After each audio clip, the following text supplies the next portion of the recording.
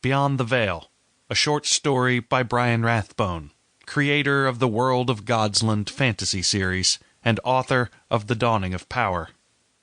Beyond the Veil. Don't cry, Daddy. Mommy's with God now.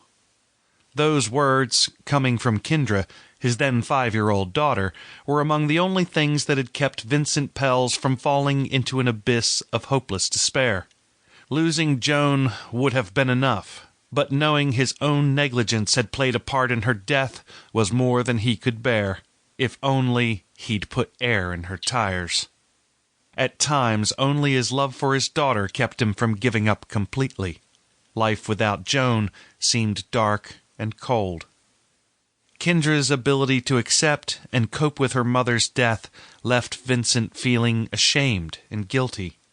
How could such grace and wisdom be granted to one so young, yet denied to him? The tinny peal of a familiar ringtone announced a call from St. Joseph's Elementary, Kendra's school, and Vincent failed to keep the anxiety from his voice when he answered.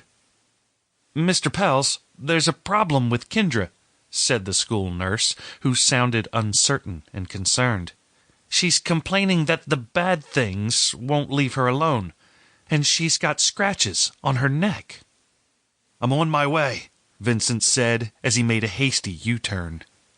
Kendra's complaints about the bad things had started a year ago, but they had always been at night when he was trying to sleep.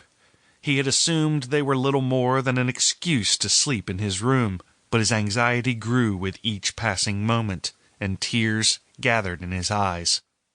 In his rush to get to Kendra, Vincent barely saw the road before him or heard the whine of his engine.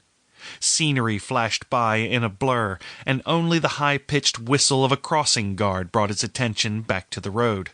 A dirty green trash truck approached from the other direction. The portly crossing guard waved her arms and shouted.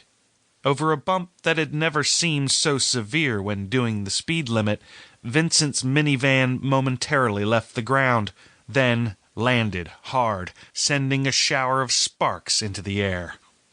When he regained control, he drew a sharp breath.